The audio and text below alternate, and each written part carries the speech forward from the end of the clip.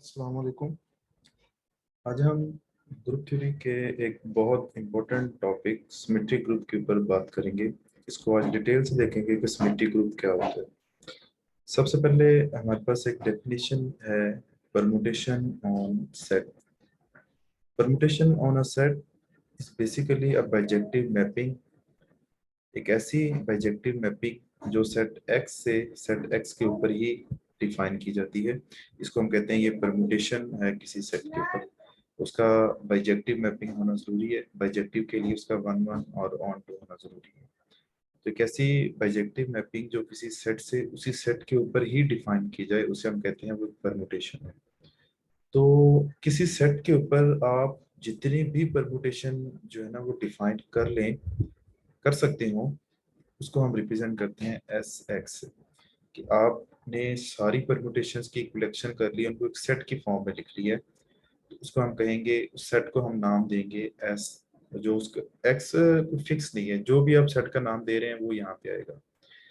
इसको मजीद आसान लिख सकते हैं कि अगर आप एक्स के अंदर जितने एलिमेंट हैं, सपोज अगर एन एलिमेंट्स हैं, तो आप एक्स की जगह पे एन लिखते हैं, एस एन।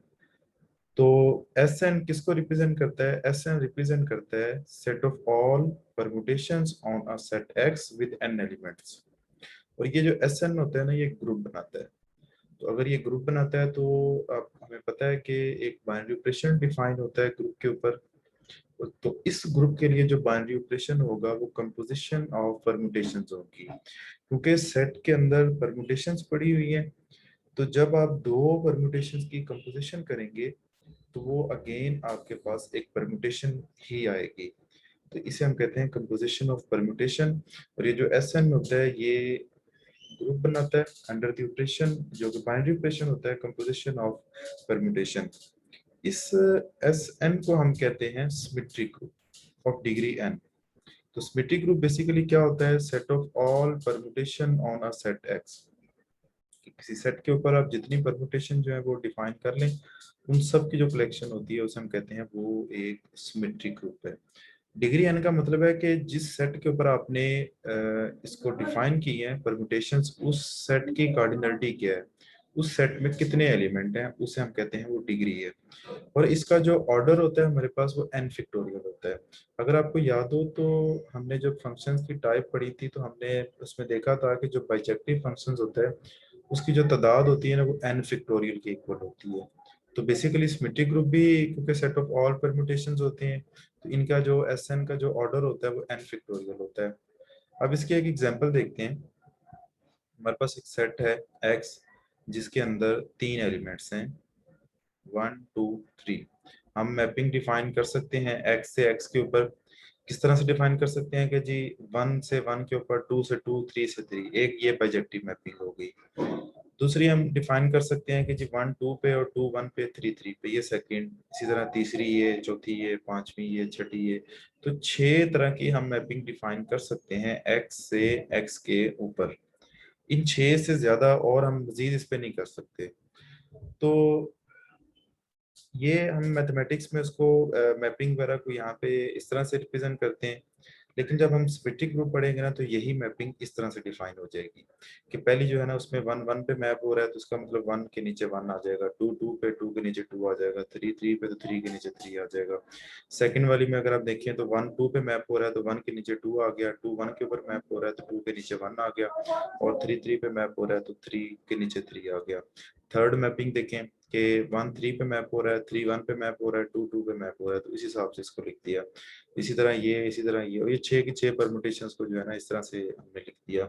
अब आपको नजर आ रहा है कि इनके मैंने कुछ नाम लिखे हैं। इसको मैंने आइडेंटिटी परमुटेशन का है, ये इसको मैंने बीटा का है, ये अल्फा स्क्वायर बीटा है, ये अल्फा बीटा है, ये अल्फा और ये अल्फा स्क्वायर है। अब मैंने ये नाम क्यों दिए हैं ये हम नेक्स्ट देखते हैं।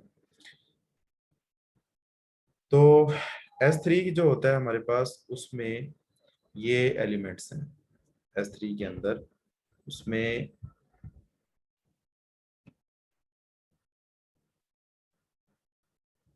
अल्फा होता है, अल्फा स्केयर होता है, और अल्फा क्यूब जो होता है वो आइडेंटिटी के इक्वल होता है। Beta, alpha beta, alpha square beta, तो ये छह एलिमेंट होते हैं एस थ्री के अंदर। अब ये मैंने क्यों नाम दिया, अब हम इसको देखते हैं। अगर आप देखें तो अल्फा हमने किसको कहा था? 1 2 3 2 3 1, इसको हमने कहा था कि ये एक अल्फा के इक्वल है। तो जब हम अल्फा डॉट अल्फा निकालेंगे, यानी कि अल्फा स्केयर निकालना चाहते हैं, तो अल्फा डॉट अल्फा निकालेंगे। अब यहाँ पे आपने ये देखना है कि दो परमुटेशन की कंपोजिशन कैसे फाइंड करते हैं। बहुत इजी है, इसको आपने थोड़ा सा अंडरस्टैंड करना है कि पहली परमुटेशन के अंदर 1 मैप हो रहा है 2 के ऊपर। अब आपने दूसरी परमुटेशन के अंदर देखना है कि ये जो 2 है ये किसके ऊपर मैप हो रहा है। तो दूसरी परमुटेशन में 2 3 के ऊपर मैप हो रहा है। इसको मैंने यहाँ पे लिखा है कि 1 मैप हो रहा है 2 पे पहली परमुटेशन में, दूसरी परमुटेशन में 2 मैप हो रहा है 3 के ऊपर। तो जब हम इनकी कंपोजिशन फाइंड करेंगे तो 1 जो होगा ना वो मैप हो जाएगा 3 के ऊपर, तो 1 के नीचे 3 आ जाएगा। सिमिलरली अगर हम सेकंड देखें तो 2 मैप हो रहा है 3 के ऊपर।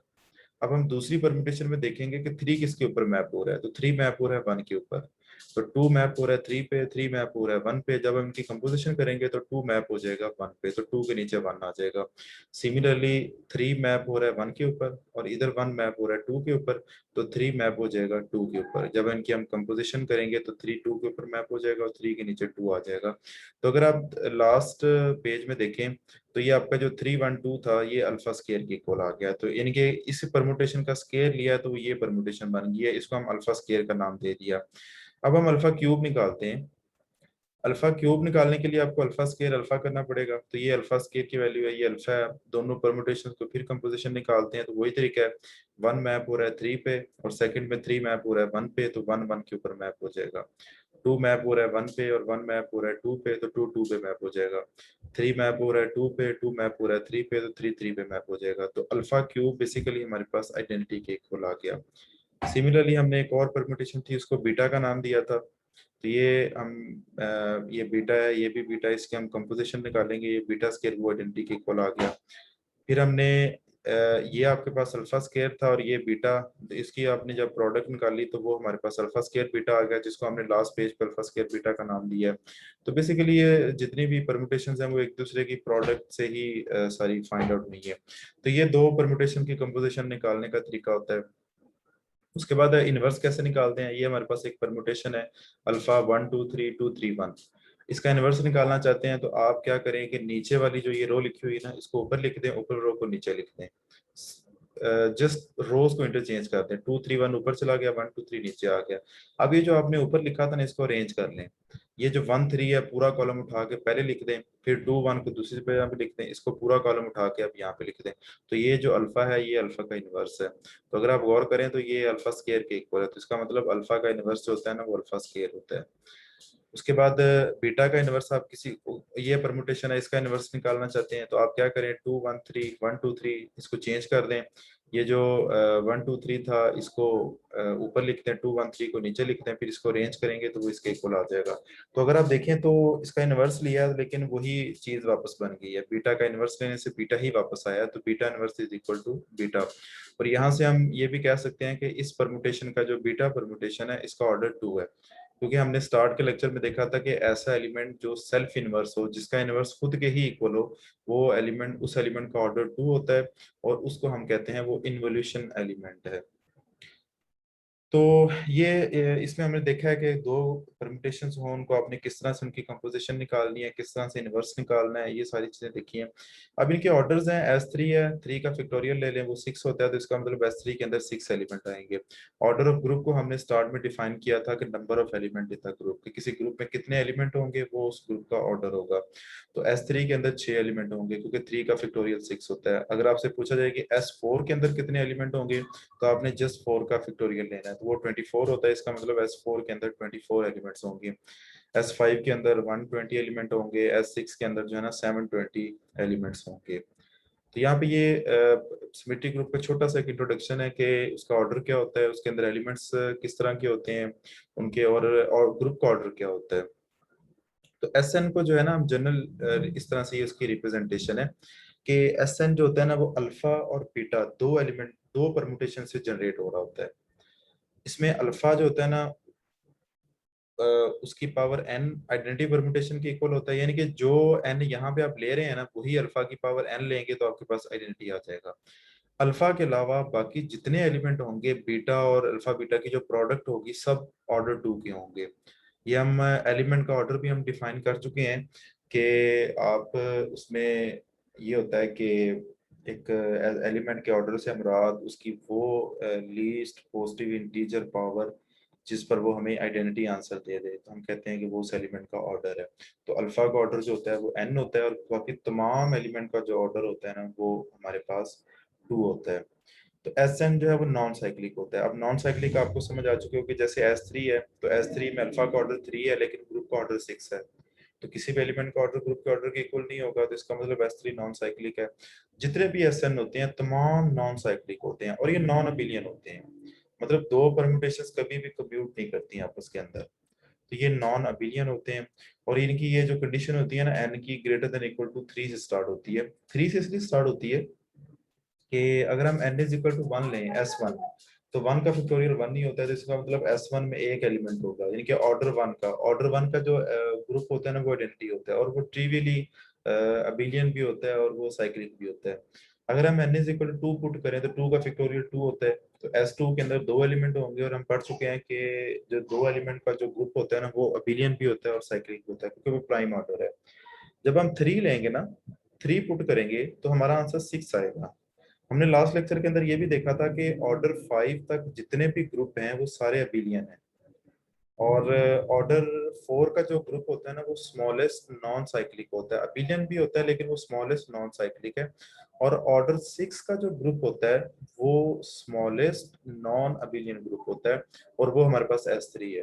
तो S three is a smallest non abelian group. ये एमसीक्यूज के हवाले से इंपॉर्टेंट है कि स्मॉलेस्ट नॉन अबिलियन ग्रुप कौन सा होता है और स्मॉलेस्ट नॉन साइक्लिक ग्रुप जो है वो कौन सा होता है। तो आपने ये कंडीशन याद रखनी है कि एस एन जो होता है ना वो नॉन साइक्लिक होता है, नॉन अबिलियन होता है for n greater than equal to three. तो n is equal to one और टू के लिए ये अबिलियन भी होता है और साइक्लिक भी होता है, लेकिन थ्री से ऑनवर्ड ये नॉन अबिलियन और नॉन साइक्लिक जो है वो बन जाता है। अब ये सिमेट्रिक ग्रुप जो होते हैं ना इनको स्टडी करना बहुत मुश्किल होता है। जैसे आपने देखा है कि एस फोर है उसके अंदर 24 एलिमेंट हैं, एस फाइव के अंदर जो है 120 एलिमेंट हैं, और एस सिक्स के अंदर 720 एलिमेंट्स हैं, तो इनको स्टडी करना जो है ना थोड़ा सा मुश्किल हो जाता है। तो हम अपनी आसानी के लिए हम क्या करते हैं कि इनको साइक्लिक फॉर्म में कन्वर्ट कर लेते हैं। साइक्लिक फॉर्म में कन्वर्ट करने से इनको स्टडी करना बहुत ईजी हो जाता है। तो अब आपने देखना है कि इसको साइक्लिक में कन्वर्ट कैसे करते हैं। ये आपके सामने मैंने एक परम्यूटेशन लिखी हुई है जिसमें वन जो है वो टू के ऊपर मैप हो रहा है, टू थ्री के ऊपर मैप हो रहा है, थ्री फोर पे, फोर फाइव पे, फाइव सिक्स पे, सिक्स सेवन पे और सेवन वन पे। तो आपने इसको साइक्लिक फॉर्म में कन्वर्ट करना है। तो साइक्लिक फॉर्म के अंदर कन्वर्ट करने के लिए आपने इस परम्यूटेशन के अंदर साइकिल ढूंढने हैं। साइकिल ढूंढने का मतलब है कि आपने वन से स्टार्ट लिया, वन से आप टू पे गए, टू से आप थ्री पे गए, अब आपने ख्याल रखना है कि हमारा वन पे स्टॉप होना चाहिए। तो जहां पे वन पे अगेन स्टॉप हो जाएगा ना वो हमें एक साइकिल मिल जाएगा। तो वन से हम टू पे गए, टू से थ्री पे गए, थ्री से फोर पे गए, फोर से फाइव पे, फाइव पे सिक्स से, सिक्स से सेवन पे, सेवन से वन पे। तो मतलब हम वन से चले और अगेन वन पे आ गए, तो इसका मतलब हमारा एक साइकिल जो है वो हमें एक साइकिल मिल गया है। तो इसको हम इस फॉर्म के अंदर लिख सकते हैं, one two three four five six seven. अब ये साइक्लिक फॉर्म है।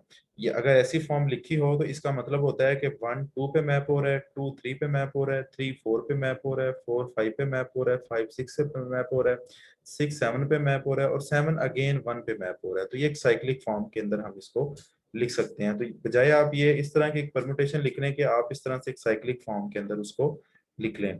तो जब आप साइक्लिक फॉर्म में लिख लेंगे तो आपको अंडरस्टैंड होना चाहिए कि साइक्लिक फॉर्म में मतलब क्या है कि एक अगर एक परमुटेशन साइक्लिक फॉर्म में लिखी है तो उसका उसमें मैपिंग हम कैसे पता चलेगा कि कौन सा एलिमेंट किस पे मैप हो रहा है।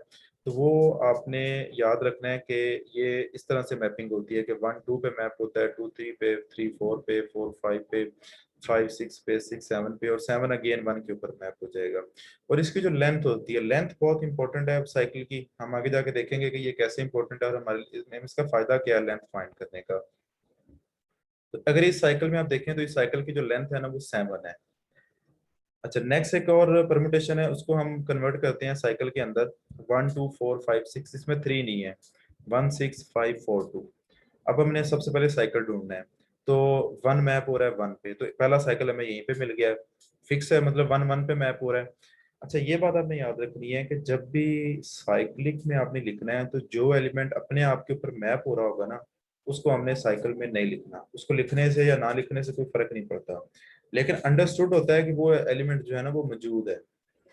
तो वन वन पे मैप हो रहा है, तो एक आप यहाँ पे अगर एक ब्रैकेट में वन लिख दें तो आपकी मर्जी है, ना भी लिखें तो कोई मसला नहीं है। अब यहाँ से हम एक साइकिल ढूंढते हैं। टू सिक्स पे मैप हो रहा है, अब हम देखेंगे सिक्स किस पे मैप हो रहा है, सिक्स टू पे मैप हो रहा है, तो हमें एक साइकिल मिल गया टू सिक्स और सिक्स टू, वो हमने यहाँ पे लिख दिया। इसका मतलब है अगर टू सिक्स पे मैप हो रहा है, सिक्स टू पे मैप हो रहा है। अब फोर फाइव पे मैप हो रहा है, फाइव फोर पे मैप हो रहा है, तो ये एक अलग साइकिल ये बन गया।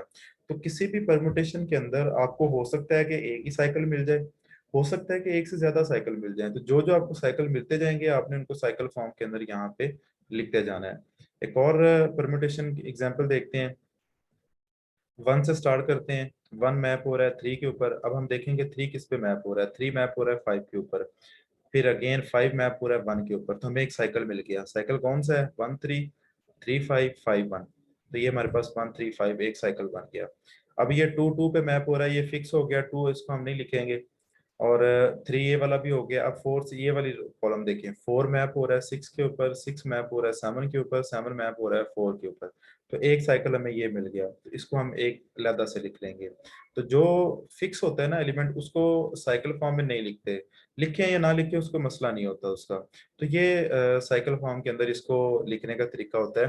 तो ये आपको, जब तक ये आपको समझ नहीं ना आएगा, इससे अगला लेक्चर आपको समझ नहीं आएगा, क्योंकि आगे हम जितने भी बात करेंगे ना, हम परमुटेशन नहीं लिखा करेंगे, हम उसकी साइकिल फॉर्म लिखा करेंगे।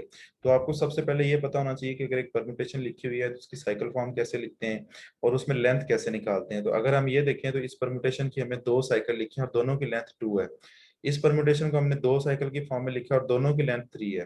तो ऐसा पॉसिबल है कि एक परमुटेशन है उसमें से हो सकता है आपको एक ही साइकिल मिल जाए, हो सकता है दो मिल जाए, हो सकता है तीन मिल जाए। तो वो उसको आपने इस तरीके से चेक करना है कि जिस एलिमेंट से आप स्टार्ट ले रहे हैं उसी एलिमेंट पे वो स्टॉप होना चाहिए, तो वो आपके पास एक साइकिल होगा। अब हम नेक्स्ट देखते हैं कि product of two cycle permutation need not to be cycle. कि अगर आपके पास दो साइक्लिक परमुटेशंस हैं तो उनकी प्रोडक्ट जो होती है, प्रोडक्ट जो है वो लाजमी नहीं कि वो एक साइक्लिक हो। जैसे ही आपके सामने एक एग्जांपल लिखी है मैंने कि वन टू फाइव ये एक साइकिल है, और two one four five six ये एक साइकिल है, इसमें थ्री दोनों में नहीं है, तो इसका मतलब थ्री यहाँ पे नहीं होगा। अब लिख भी लेंगे थ्री तो कोई मसला नहीं है उसमें। तो इसकी मैं जब परमुटेशन बनाऊंगा तो मैं कैसे बनाऊंगा, अब मैं लिखूंगा वन के नीचे मैं टू लिखूंगा क्योंकि वन टू पे मैप हो रहा है, टू का फाइव पे मैप हो रहा है क्योंकि टू का और फाइव वन पे मैप हो रहा है। तो one map two, two map five, five map one. अब बाकी फोर फोर पे, सिक्स सिक्स पे, ये फिक्स हैं, इनको आप लिख लें। फिर two one four five six, इसको हम कैसे लिखेंगे, टू मैप हो रहा है वन पे, वन मैप हो रहा है फोर पे, फोर मैप हो रहा है सिक्स पे, फाइव मैप हो रहा है सिक्स पे और सिक्स मैप हो रहा है टू पे। तो ये हमने परमुटेशंस को जो है ना वो मल्टीप्लाई कर दिया। तो ये दो साइक्लिक परमुटेशंस हैं। जब हमने इनकी प्रोडक्ट ली तो हमारे पास ये चीज आई। अब हमें ये साइक्लिक नहीं है क्योंकि हम एक से इसकी प्रोडक्ट ऑफ साइक्लिक में लिखेंगे इसको। साइक्लिक परमुटेशन का मतलब होता है कि परमुटेशन की अगर हमें एक ही साइकिल मिल रहा है, लेकिन अगर एक साइकिल नहीं मिल रहा तो वो साइक्लिक परमुटेशन नहीं होगी, वो प्रोडक्ट ऑफ साइक्लिक परमुटेशन होगी। तो जब हमने इसको साइकिल ढूंढा तो हमें यहाँ से दो साइकिल मिल गए, एक टू से सिक्स और सिक्स से टू, और एक फोर से फाइव और फाइव से फोर, तो ये हमें दो साइकिल मिल गए। तो product of two cyclic permutation need not to be cyclic. अगर आपके पास दो साइकिल्स हैं तो उनकी प्रोडक्ट जो है वो लाजमी नहीं कि वो भी आपके पास एक साइकिल होगी। उसके बाद हमने अभी देखा था कि ये नॉन अबिलियन ग्रुप होते हैं, मतलब कम्यूट नहीं करते। तो अब ये कम्यूट कब करेंगे, ये कम्यूट तब करेंगे जब ये दोनों डिसजॉइंट सेट्स होंगे। ये भी क्वेश्चन पूछा जाता है इंटरव्यूज के अंदर और टेस्ट के अंदर कि दो साइकिल आपस में कम्यूट कब करते हैं। तो वो दो साइकिल आपस में कम्यूट का तब करते हैं जब वो दोनों म्यूचुअली डिसजॉइंट हो। अभी देखिए ये एक साइकिल है, ये एक साइकिल है, ये म्यूचुअली डिसजॉइंट नहीं है क्योंकि इनमें एलिमेंट कॉमन है। अगर इधर वन टू फाइव लिखा होता, इधर सिक्स सेवन एट लिखा होता, तो दोनों डिसजॉइंट होने थे, अब इन्होंने कम्यूट करना था। तो दो साइकिल आपस में कम्यूट तब करते हैं जब वो म्यूचुअली डिसजॉइंट हो, तब वो आपस के अंदर कम्यूट करते हैं। उसके बाद है कि every permutation of degree and can be written as a product of cyclic permutation acting on mutually disjoint sets.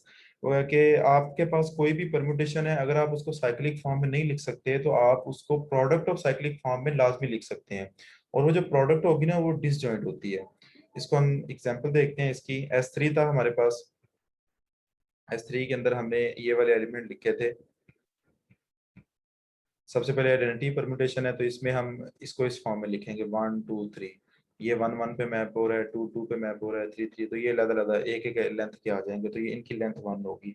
अगर हम ये वाला देखें तो 1 मैप हो रहा है 2 पे, 2 मैप हो रहा है 3 पे, 3 मैप हो रहा है 1 पे, तो हमें एक साइकिल मिलेगा 1 2 3, जिसमें 1 2 पे, 2 3 पे और 3 अगेन 1 पे। तो ये एक परम्यूटेशन है, ये उसकी साइक्लिक परम्यूटेशन है, इसकी लेंथ 3 है। अगर हम अल्फा स्केयर देखें तो 1 मैप हो रहा है 3 पे, 3 मैप हो रहा है 2 पे, 2 मैप हो रहा है 1 पे, तो हमें एक साइकिल मिल गया 1 3 2, इसकी लेंथ 3 है। अच्छा, इसी तरह हमारे पास ये 1 2 बीटा जो था, ये 1 मैप हो रहा है 2 पे, 2 मैप हो रहा है 1 पे, 3 फिक्स हो गया, उसको हम नहीं लिखेंगे, तो ये 1 2 आ गया, तो इसकी लेंथ 2 होगी। सिमिलरली हम अल्फा बीटा और अल्फा स्केयर बीटा को भी लिखेंगे, तो उनकी भी लेंथ जो है वो 2 होगी। तो S3 के अंदर जो परम्यूटेशंस थी उनमें एक की लेंथ 1 है, दो की लेंथ 3 है, और बाकी तीन ऐसे परम्यूटेशन है जिनकी साइकिल्स की लेंथ जो है वो 2 होगी। तो हर परम्यूटेशंस को आप प्रोडक्ट ऑफ साइक्लिक परम्यूटेशंस के अंदर जो है वो कन्वर्ट कर सकते हैं। अच्छा जी, अब ये बहुत इंपॉर्टेंट एक हम बात करने जा रहे हैं जो थोड़ा सा ट्रिकी है। इसको आपने फोकस करके इसको अंडरस्टैंड करना है।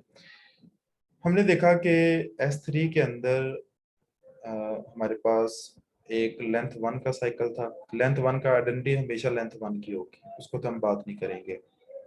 दो साइकिल हमें लेंथ 3 के मिल रहे थे, और तीन साइकिल जो थे वो हमें लेंथ 2 के मिल रहे थे।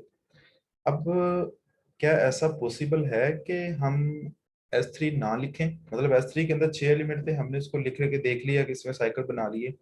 अगर मैं आपसे कहूँ कि जी S4 आप बताएं कि S4 के अंदर कितनी लेंथ के साइकिल हैं, 2 लेंथ के कितने हैं, 3 लेंथ के कितने हैं, 4 लेंथ के कितने हैं, तो यकीनन ये थोड़ा सा मुश्किल होगा। लेकिन अगर मैं S5 के लिए पूछ लूँ, उसके लिए 120 एलिमेंट हैं, हर एलिमेंट को साइकिल में कन्वर्ट करना तो बड़ा मुश्किल हो जाएगा कि आपको ये बताना कि इसके अंदर 2 साइकिल के कितनी परम्यूटेशन हैं, 3 साइकिल की कितनी है, 4 साइकिल की कितनी है। इस तरह अगर मैं S6 की पूछ लूँ, S7 की पूछ लूँ, तो एलिमेंट जो है वो हमारे लिए इम्पॉसिबल हो जाएगा साइकिल्स फाइंड करना। कि अगर जो हमारे पास S5 है उसके अंदर 120 एलिमेंट्स हैं, 120 परम्यूटेशंस हैं, तो अगर मैं आपसे पूछूं जी 120 परम्यूटेशंस में से कितनी परम्यूटेशन जो है वो 2 लेंथ की हैं, कितनी 2 लेंथ साइकिल है कितने हैं, 3 लेंथ साइकिल कितने हैं, 4 लेंथ साइकिल कितने हैं, तो यकीनन ये बताना बहुत मुश्किल हो जाएगा। अब हम एक शॉर्ट ट्रिक पढ़ते हैं, बहुत आसान है ये शॉर्ट ट्रिक। इस शॉर्ट ट्रिक के बाद आपसे अगर S10 का भी पूछ लिया जाए ना, तो आप S10 का भी बता देंगे कि उसकी कितनी, उसमें S10 के अंदर कितनी लेंथ के कितने साइकिल्स हैं। हम सबसे पहले S3 की बात करते हैं। S3 हमें पता है कि ये होता है, इसमें दो तीन साइकिल लेंथ 2 के होते हैं, दो साइकिल जो होते हैं वो लेंथ 3 के होते हैं, और एक आइडेंटिटी होती है। आपने करना क्या है, आपने n की इंटीजर पार्टीशन करनी है। मीन्स अगर n यहाँ पे 3 है तो 3 की इंटीजर पार्टीशन करनी है। 3 को आपने डिजिट्स के सम में लिखना है। तो हम 3 की कितनी पार्टीशन बना सकते हैं? 3 की हम 3 पार्टीशन बना सकते हैं। या तो इसको हम लिख सकते हैं 1 + 1 + 1, या तो इसको हम लिख सकते हैं 1 + 2, या इसको हम 3 लिख सकते हैं। इसके अलावा हम इसकी और नहीं कर सकते। इंटीजर पार्टीशन जो है वो 3 पार्टीशन हैं इसकी। अब ये जो 3 लिखा हुआ है ना पहला, ये हमें 3 साइकिल बताएगा, पहला नंबर 3 साइकिल बताएगा। अब हमें ये 3 साइकिल कैसे निकालने हैं वो देखें। ऊपर आपने लिखना है इस n का फैक्टोरियल, जितना 3 है ना उसका यहाँ पे फैक्टोरियल लिखना है।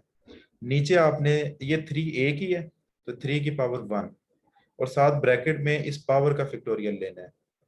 तो 3 का फैक्टोरियल 6 होता है, 3 पावर 1 3 होता है, 1 का फैक्टोरियल 1 होता है। डिवाइड करेंगे तो हमारे पास आंसर आ गया 2।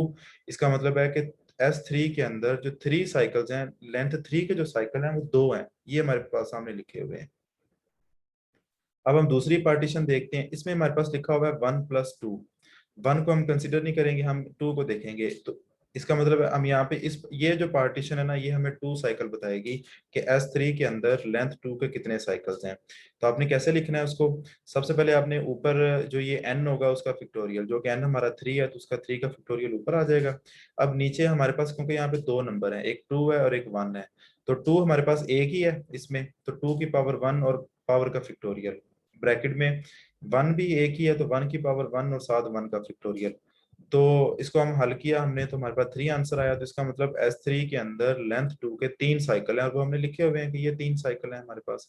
और ये जो होता है ना 1+1+1, ये आइडेंटिटी साइकिल है, ये एक ही होगा इसके अंदर, आप निकालेंगे भी तो ये आपके पास एक ही आएगा साइकिल।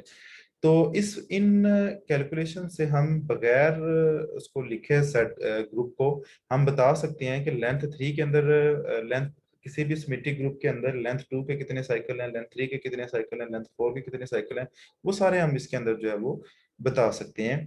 तो S3 का ऑर्डर 6 होता है, उसमें दो साइकिल होते हैं लेंथ 3 के, और तीन साइकिल, सॉरी, 2 लेंथ के साइकिल जो होते हैं वो 3 होते हैं इसके अंदर, 3 लेंथ के 2 साइकिल होते हैं और एक आइडेंटिटी 1 साइकिल होता है, 1 लेंथ का साइकिल होता है। तो टोटल इसके अंदर जो है वो 6 एलिमेंट आ जाते हैं। अच्छा, अगर आपसे ये पूछ लिया जाए कि S3 के अंदर टोटल कितने टाइप के साइकिल्स हैं, मतलब तादाद नहीं पूछ जाए, सिर्फ टाइप पूछ जाए कि S3 के अंदर टोटल कितनी टाइप के साइकिल हैं, तो वो जस्ट इन पार्टीशंस की तादाद बताएगी आपको। 3 की 3 पार्टीशंस होती हैं, तो इसका मतलब S3 के अंदर 3 तरह के साइकिल हैं, एक लेंथ 1 का होगा, एक लेंथ 2 का होगा और एक लेंथ 3 का होगा। एक नेक्स्ट एग्जांपल करते हैं, इसमें आपको मजीद इसकी अंडरस्टैंडिंग हो जाएगी। ये S4 है जो कि सेट X1 2 3 4 के ऊपर डिफाइन किया है। इसकी मैंने 24 एलिमेंट है, मैंने इसकी 24 परम्यूटेशन लिखी है। अब मैंने ये कैसे लिखी है ये देख लें। सबसे पहले आइडेंटिटी लिखी है, वो तो आनी आनी है। सबसे पहले मैंने लेंथ 2 की परम्यूटेशन लिखी है। अब लेंथ 2 की आप कैसे बना सकते हैं, आप इसमें 1 2 1 3 1 4, फिर 2 3 2 4, फिर 3 4।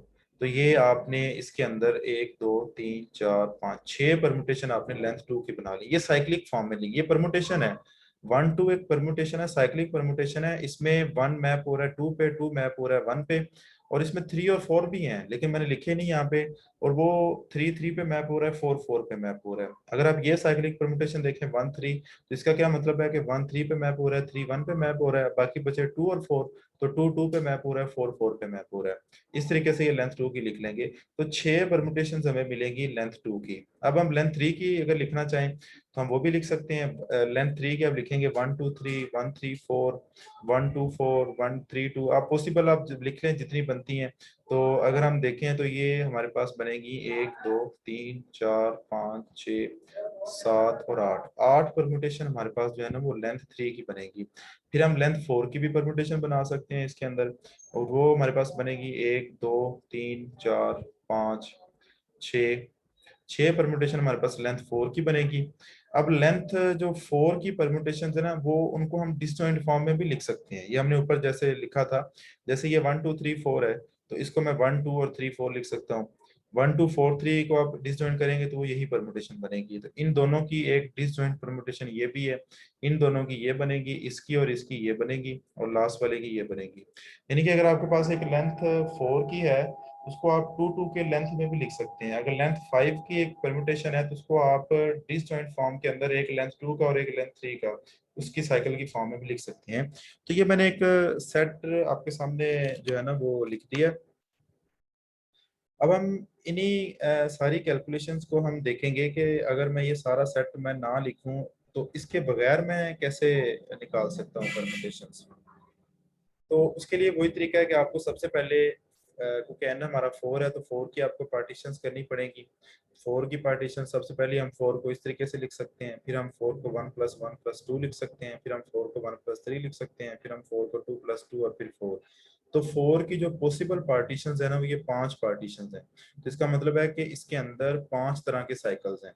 अब देखें, ये एक साइकिल हो गया, ये एक तरह का साइकिल हो गया 2, ये लेंथ 3 का 3, लेंथ 4 का 4 और ये एक 5। तो इसमें 5 तरह के साइकिल्स हैं S4 के अंदर। अब हम उनकी तादाद निकालते हैं। सबसे पहले जो ये मैंने आपको बताया कि 1 + 1 + 1 ये आइडेंटिटी परम्यूटेशन होती है, ये तो हमेशा 1 ही होगी, इसकी हम बात नहीं करेंगे, हम इसकी बात करते हैं। 1 + 1 + 2, 1 का मुराद है आइडेंटिटी परम्यूटेशन, इसको हम इसलिए कंसिडर नहीं करेंगे। इसके अंदर हम देखेंगे 1 के अलावा और कौन सा नंबर है, 2 है। तो 2 का मतलब है ए बी टाइप साइकिल, इनके लेंथ 2 का साइकिल। तो वो कितने होंगे, उसका फार्मूला हमने जो ऊपर डिस्कस किया था, ऊपर मैंने आपको बताया था कि आपने n का फैक्टोरियल लिखना है, और n हमारे पास 4 है, तो यहाँ पे 4 का फैक्टोरियल। ओवर में देखें दो नंबर हैं, एक 1 और एक 2 है, तो सबसे पहले 2 देखें। 2 इसमें इस पूरी पार्टीशन में 2 एक दफा है, तो 2 की पावर 1, और फिर पावर की आपने फैक्टोरियल लेना है, तो 1 का फैक्टोरियल ये आ गया। फिर देखें 1 है, तो 1 2 टाइम है, तो 1 का स्केयर लिखेंगे, और साथ पावर का परम्यूटेशन, वो पावर 2 है तो 2 का परम्यूटेशन आ जाएगा। तो इसको जब हमने सॉल्व किया तो हमारे पास आंसर आया 6। इसका मतलब है कि S4 के अंदर लेंथ 2 के जो साइकिल है ना वो 6 हैं, और ये हमने ऊपर लिखे भी हैं, 1 2 3 4 5 6, यानी हमने उसको इस शॉर्ट ट्रिक से भी हमने देखा तो उसके अंदर 6 थे। अब ये दूसरी परम्यूटेशन, हम दूसरी पार्टीशन लेते हैं 1+3, यानी कि 3 टाइप के साइकिल, लेंथ 3 के साइकिल, और वो कितने होंगे? ऊपर हमने लिखना है 4 फैक्टोरियल, जितना n होगा, बटे में देखें कि 3 इसमें एक ही है तो 3 की पावर 1 आएगा, और 7 पावर का फैक्टोरियल, फिर 1 भी एक ही है तो 1 की पावर 1 और 7 1 का फैक्टोरियल। जब हमने सॉल्व किया तो 8 आंसर आया। इसका मतलब है S4 के अंदर लेंथ 3 के 8 साइकिल है। ये हमने ऊपर लिख भी चुके हैं इसको हम। अब ये 2+2 है कि इसमें लेंथ मतलब दो लेंथ 2 की प्रोडक्ट की फॉर्म में लिखे होंगे A B और C D, इस टाइप के साइकिल जो हमने ऊपर लिखे थे। अब हम देखना चाहते हैं कि इस टाइप के कितने साइकिल हैं इसके अंदर। तो सब ऊपर हमने जो n था उसका फैक्टोरियल बटा, अब ये 2 जो है ना वो 2 टाइम है, तो यहाँ पे हम लिखेंगे 2 का स्क्वायर, क्योंकि 2 टाइम है तो उतनी हम पावर ले लेंगे, साथ में पावर का फैक्टोरियल। जब हमने सॉल्व किया तो 3 आया, तो इसका मतलब है कि S4 के अंदर इस टाइप के जो साइकिल है ना वो 3 है, और ये हमने ऊपर लिखे भी थे। अच्छा, 4 टाइप के साइकिल हम निकालना चाहते हैं, ABCD टाइप के साइकिल, तो उसके फल ये 4 फैक्टोरियल ओवर 4 अकेला ही है तो इसकी पावर 1 आएगी, और साथ पावर का फैक्टोरियल, इसको डिवाइड करेंगे तो 6 आंसर आ गया। तो ये हमने शॉर्ट ट्रिक से इनकी तादाद निकाली है। अगर आप इसको हम वेरीफाई भी कर सकते हैं कि इसमें जो आइडेंटिटी परम्यूटेशन एक ही है, लेंथ 2 की इसमें 6 हमारे पास परम्यूटेशन थी, जो ये लेंथ 3 की 8 थी, और लेंथ जो हमारे पास 4 लेंथ की थी वो हमारे पास 1 2 3 4 5 6, और लेंथ जो इस प्रोडक्ट की फॉर्म में वो 3 है, और ये हम यहाँ से वेरीफाई भी कर सकते हैं इसको सारा।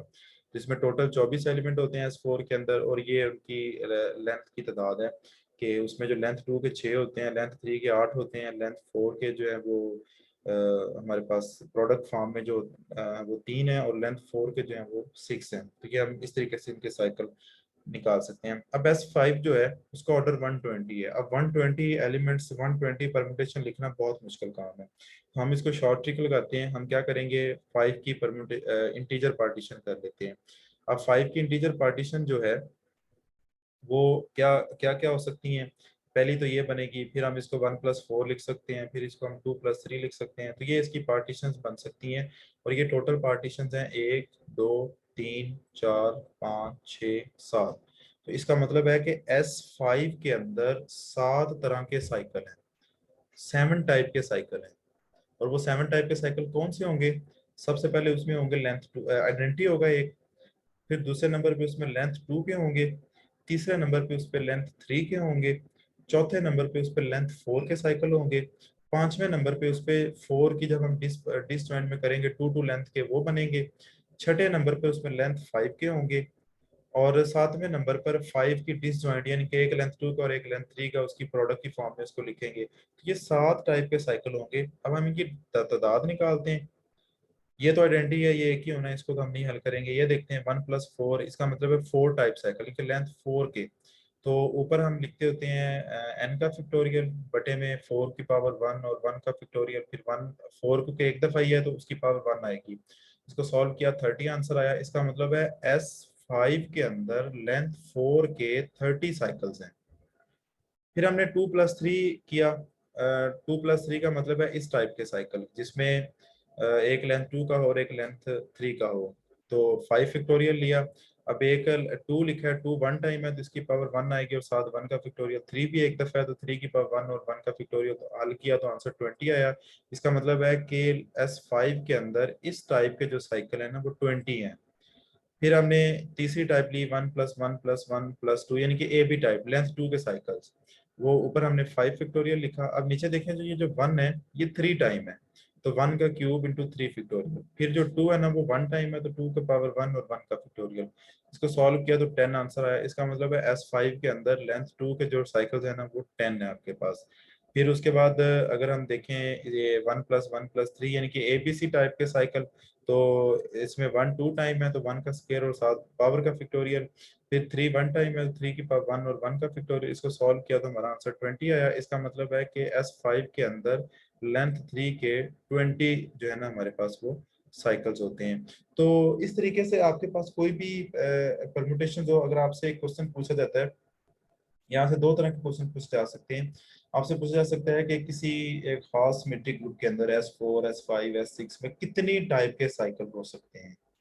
तो आपने सिर्फ इसके लिए आपने ना इंटीजर पार्टीशंस याद रखनी है कि वन की एक ही पार्टीशन होती है वन, टू की दो पार्टीशंस होती हैं, थ्री की भी तीन पार्टीशंस होती हैं, फोर की पार्टीशन पांच होती हैं, पांच की जो पार्टीशंस होती हैं वो सेवन होती हैं। इस तरीके से ना आप इनकी पार्टीशंस अपने पास निकाल के रख लें। 10 तक या 15 तक आप इजीली गूगल से भी मिल जाती हैं वैसे ये। तो आप ये अपने पास निकाल के रख लें। अगर आपसे पूछा जाता है कि इसमें कितनी, जो आप बताएं कि S5, S6, S7 में कितनी टाइप के साइकिल्स हैं, तो आपने जस्ट उसकी इंटीजर पार्टीशंस की जो तादाद है ना वो आपने कैलकुलेट करनी है। तो उसने उसमें उतने टाइप के जो है वो साइकिल होते हैं। हमारा जो नेक्स्ट लेक्चर होगा ना कॉन्जुगेसी क्लास का होगा, उसके अंदर ना हम क्लासेस फाइंड किया करेंगे। तो क्लासेस जो जो इंटीजर पार्टीशंस होती है ना, ये क्लासेस की तादाद भी बताती है। इसको हम नेक्स्ट लेक्चर में डिटेल से देखेंगे। दूसरा क्वेश्चन जो आपसे पूछा जा सकता है कि वो आपसे ये पूछा जा सकता है कि किसी स्पेसिफिक जो एक परमुटेशन है, साइक्लिक परमुटेशंस हैं, उनकी तादाद क्या है। तो उसके लिए भी मैंने आपको बता दिया, एक छोटा सा एक फार्मूला बता दिया, वो आप यूज करके आप बता सकते हैं उसके अंदर जो है वो साइक्लिक परम्यूटेशंस की तादाद क्या होती है। उसके बाद हमारे पास एक डेफिनेशन है ट्रांसपोर्टेशन। ट्रांसपोर्टेशन हम एक ऐसी परम्यूटेशंस को कहते हैं जिसका साइकिल लेंथ टू हो, यानी कि ऐसी साइक्लिक परम्यूटेशन जिसका साइकिल लेंथ जो है वो टू हो। लेंथ हम निकाल चुके हैं। लेंथ हमें पता है कि जब साइकिल फॉर्म में लिखें तो जितने उसके अंदर एलिमेंट होते हैं, तो ऐसी साइक्लिक परम्यूटेशन जिसकी लेंथ टू हो, उस परम्यूटेशन को हम कहते हैं वो एक ट्रांसपोर्टेशन है। और हर साइक्लिक परम्यूटेशन को हम प्रोडक्ट ऑफ ट्रांसपोर्टेशन के अंदर जो है वो कन्वर्ट कर सकते हैं। जैसे हमने ऊपर एक परम्यूटेशन थी, उसमें एक सिंगल साइकिल नहीं मिल रहा था, एक से ज्यादा साइकिल मिल रहे थे, तो उसको हम लेंथ टू के अंदर हमने उसको कन्वर्ट किया था। तो लेंथ टू के अंदर, लेंथ थ्री के अंदर, तो हमारे पास अगर लेंथ थ्री का भी एक साइकिल है ना, तो उसको भी हम लेंथ टू के अंदर कन्वर्ट कर सकते हैं। वो प्रोडक्ट ऑफ ट्रांसपोर्टेशन होगी हमारे पास। अच्छा जी, उसके बाद है कि इवन परमुटेशन और ऑड परमुटेशन, ये क्या होती है। आपके पास एक परमुटेशन है वो इवन होगी अगर उसको जब हम ट्रांसपोर्टेशन की प्रोडक्ट में लिखें तो हमारे पास इवन नंबर हो, परमुटेशंस की जो तादाद है वो इवन हो, तो हम कहते हैं वो एक हमारे पास एक इवन परमुटेशंस है। और ऑड परमुटेशन वो परमुटेशन होती है कि जब आप परमुटेशंस को प्रोडक्ट ऑफ ट्रांसपोर्टेशन की फॉर्म में लिखें, तो जितनी परमुटेशंस आप आपके पास बने, अगर वो इवन है तो इवन परमुटेशन कहलाएगी, अगर वो तादाद ऑड होगी तो वो आपके पास ऑड परमुटेशन कहलाएगी। जैसे देखें, ये एक परमुटेशन है, इसको मैंने साइकिल फॉर्म में लिखा तो ये 1 2 बन गया। अब ये एक परमुटेशन ट्रांसपोर्टेशन है क्योंकि इसकी लेंथ 2 है, तो ट्रांसपोर्टेशन है। अब इसमें देखें तो हमें एक ही साइकिल मिला है, इसका मतलब है कि ये एक ऑड परमुटेशन है क्योंकि हमें एक ही इसमें मिला है। तो हम यहाँ से एक रिजल्ट ये भी बना सकते हैं कि जो ट्रांसपोर्टेशन होती है वो बेसिकली एक ऑड परमुटेशन होती है। ये इवन परमुटेशन और ऑड परमुटेशन जो है ना बहुत इंपॉर्टेंट है। आगे हम इनके इसके बारे में मजीद देखेंगे कि ये क्या होती हैं। बस आपको ये क्लियर होना चाहिए कि जब भी एक साइक्लिक परमुटेशन को जब आप प्रोडक्ट ऑफ ट्रांसपोर्टेशन की फॉर्म में लिखें, तो अगर आपके पास इवन साइकिल्स बने तो वो एक इवन परमुटेशन होगी, अगर ऑड साइकिल बनते हैं तो वो आपके पास एक ऑड परमुटेशन होगी। जैसे ये देखें, इसको हमने साइकिल फॉर्म में लिखा तो 1 2 3 4 एक साइकिल बन गया, लेकिन जब इसको प्रोडक्ट ऑफ ट्रांसपोर्टेशन की फॉर्म में लिखेंगे तो इस तरीके से लिखा जाता है 1 2 1 3 1 4। तो अगर आप देखें तो ये तीन परमुटेशन हैं, यानी कि ये एक परमुटेशन थी, हमने इसको तीन ट्रांसपोर्टेशन की प्रोडक्ट की फॉर्म में लिखा है। अब ये तीन है तो तीन ऑड होता है, तो इसका मतलब ये जो परमुटेशन है ये अब ये वाली, तो ये एक ऑड परमुटेशन है। अगर यहाँ पे लेट्स सपोज दो होती तो ये परमुटेशन इवन हो जानी थी, अगर ये चार होती तो ये परम्यूटेशन जो थी वो फिर भी इवन हो जानी थी। तो जब आप किसी भी परम्यूटेशन को प्रोडक्ट ऑफ ट्रांसपोर्टेशन की फॉर्म में लिखें, तो अगर आपके पास इवन तादाद में साइकिल बनते हैं तो वो इवन परम्यूटेशन होगी, ओरिजिनल जो ये वाली। और अगर ऑड साइकिल में तो ऑड साइकिल तादाद में साइकिल बनते हैं तो ये वाली परम्यूटेशन जो है वो ऑड परम्यूटेशन होगी। उसके बाद हमारे पास है कि ऑर्डर ऑफ परम्यूटेशन, कि किसी परम्यूटेशन जो होता है उसका ऑर्डर क्या होता है। Let alpha, order of element हम पहले देख चुके हैं कि किसी एलिमेंट की वो लीस्ट पॉजिटिव पावर जिस पर वो आइडेंटिटी आंसर दे दे। तो ये alpha raise power M, M को हम कहेंगे कि उस परम्यूटेशन का वो ऑर्डर है, अगर अल्फा रेज पावर एम जो है वो आइडेंटिटी के इक्वल हो। तो अब हमारे पास एक परम्यूटेशन है, आप उसकी 2 पावर लें, 3 पावर लें, 4 पावर लें, जहाँ पे वो आइडेंटिटी आंसर दे दे वो उसका ऑर्डर है, तो ये बड़ा टफ हो जाएगा काम। तो हमारे लिए फिर आसानी इसमें ये है कि हम उस परम्यूटेशंस को साइक्लिक फॉर्म में कन्वर्ट करेंगे। जब हम साइक्लिक फॉर्म में कन्वर्ट करेंगे तो जो उस साइकिल की लेंथ होगी वो उस परम्यूटेशन का ऑर्डर होगा। ये बहुत इजी है। जैसे अगर मैं आपके पास, आपके सामने ये एग्जांपल है 1 2, ये बहुत बड़ी परम्यूटेशन है, मैं कहता हूँ कि इसका आप ऑर्डर निकालें। आप इसकी 2 पावर लेंगे, यानी कि इसको इससे मल्टीप्लाई करेंगे, फिर इस मल्टीप्लाई करेंगे, फिर मल्टीप्लाई करेंगे। आप जब तक इसका आइडेंटिटी परम्यूटेशन नहीं आएगी तो आप इसको मल्टीप्लाई करते रहेंगे। जब वो आ जाएगी फिर आप जितने पावर पे आएगी आप कहेंगे जिस परम्यूटेशन का वो ऑर्डर है। लेकिन अब ये बहुत आसान है हमारे लिए, हम इसको साइकिल फॉर्म में कन्वर्ट करते हैं।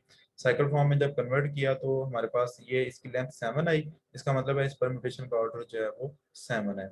अच्छा, सम टाइम ये होता है कि हमें एक साइकिल नहीं मिलता, एक से ज्यादा साइकिल मिलते हैं, तो फिर हम कैसे ऑर्डर निकालेंगे? ये परम्यूटेशन है एक, इसके अंदर हमें एक साइकिल नहीं मिल रहा क्योंकि 1 2 पे, 2 3 पे, 3 4 पे, 4 1 पे, तो ये यहीं पे स्टॉप हो गया, तो एक साइकिल हमें ये मिल गया। फिर 5 7 पे, 7 6 पे, 6 9 पे, 9 8 पे, 8 5 पे, तो एक साइकिल हमें ये मिल गया। फिर एक साइकिल ये मिल गया, 11 फिक्स है तो उसको हमने एंड पे लिख दिया। अब इसका आप कैसे निकालेंगे ऑर्डर? इस आगे तो एक ही साइकिल था तो उसकी लेंथ ऑर्डर के इक्वल थी, लेकिन इसमें हमें 3 साइकिल मिल रहे हैं।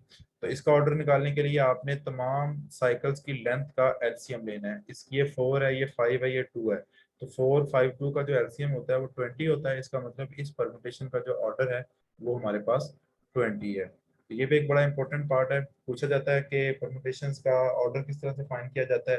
तो ऑर्डर बहुत सिंपल है कि आप उसको साइकिल फॉर्म में कन्वर्ट कर लें, जितनी साइकिल की लेंथ होगी वो उस परम्यूटेशन का जो है वो ऑर्डर होगा। अच्छा जी, इवन परम्यूटेशंस हमने देखी थी।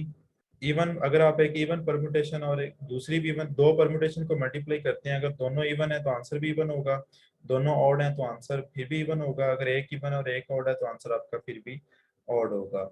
और इसके बाद नंबर ऑफ इवन, अच्छा जी, जब आप एक ग्रुप जो होता है, परम्यूटेशन जो होती है, आप उसमें इवन परम्यूटेशन और ऑड परम्यूटेशन अलग कर लें, तो याद रखिएगा कि हाफ उसमें इवन परम्यूटेशन होती है, हाफ उसमें ऑड परम्यूटेशन होती हैं। अगर आपके पास एक सिमेट्रिक ग्रुप है, आप उसके अंदर ऑड परम्यूटेशन और इवन परम्यूटेशन अलग अलग करेंगे ना, तो अगर उसमें टोटल आपके पास अगर 24 एलिमेंट्स हैं तो उसमें 12 परम्यूटेशन ऐसी होंगी जो इवन होंगी और 12 ऐसी होंगी जो ऑड होंगी। तो ये इनकी तादाद जो होती है ना वो इक्वल होती है। अच्छा जी, जो इवन परम्यूटेशंस होती है ना, वो वो अगर हम उनका सेट बना लें, कलेक्शन बना लें, तो वो एक ग्रुप बनाती हैं। उसका नाम होता है अल्टरनेटिंग ग्रुप। उस एन को हम कहते हैं वो अल्टरनेटिंग ग्रुप होता है। इसको फिर देखेंगे, आपके पास एक परमुटेशन थी, आपने इसमें इवन परमुटेशन और ऑड परमुटेशन अलग अलग कर ली। हाफ इवन होंगी, हाफ ऑड होंगी। जो हाफ इवन परमुटेशन हैं उनकी जो उनका अगर आप एक सेट बना लें तो वो भी एक ग्रुप बनाता है। उसको हम कहते हैं अल्टरनेटिंग ग्रुप और उसको रिप्रेजेंट करते हैं ए एन से। अब ए एन का ऑर्डर क्या होगा? ए एन का ऑर्डर जो है वो एस एन से हाफ होगा, क्योंकि हाफ परमुटेशन इवन परमुटेशन होंगी। एस एन का ऑर्डर था एन फैक्टोरियल, तो उसको 2 पे डिवाइड कर दें तो वो इस अल्टरनेटिंग ग्रुप का जो है वो ऑर्डर बन जाएगा। अब देखें, अगर हम ये एस एन ग्रुप है और ए एन उसका सब ग्रुप है, अगर हम दोनों को डिवाइड करें तो ये इंडेक्स निकलता है इससे और इंडेक्स 2 आएगा। अगर हम एक ग्रुप को उसके सब ग्रुप से डिवाइड करते हैं तो हमारे पास इंडेक्स आता है उस सब ग्रुप का। तो इस सब ग्रुप का जो इंडेक्स आया ना वो 2 आया है। और हमने लास्ट लेक्चर के अंदर देखा था कि ऐसा सब ग्रुप जिसका इंडेक्स 2 हो वो नॉर्मल सब ग्रुप होता है। तो इसका मतलब है कि ये जो ऑल्टरनेटिंग ग्रुप है ना, ये एस एन का नॉर्मल सब ग्रुप है, ये वाला। इसके अलावा ये जो ए एन होता है ना, ये सिंपल होता है। सिंपल हम देख चुके हैं कि ऐसा ग्रुप जिसका कोई नॉन ट्रिवियल सब ग्रुप ना हो। तो ए एन जो होता है ना वो सिंपल होता है फॉर एन ग्रेटर देन, इनके ए टू, ए3, ए4 ये नॉन सिंपल है, इनके जो है ना नॉन ट्रिवियल सब ग्रुप एग्जिस्ट करते हैं। लेकिन ए5, ए6, ए7 इससे आगे जितने भी होंगे ना वो सारे सिंपल होंगे हमारे पास ये ग्रुप। तो ये हमारा लेक्चर था सिमेट्रिक ग्रुप के अंदर। इसमें आपको मैंने बहुत सारी कुछ ट्रिक्स बताई हैं, कुछ चीज़ें बताई हैं, तो इसको आप लोग तैयार कीजिएगा। ओके जी, अल्लाह हाफिज़।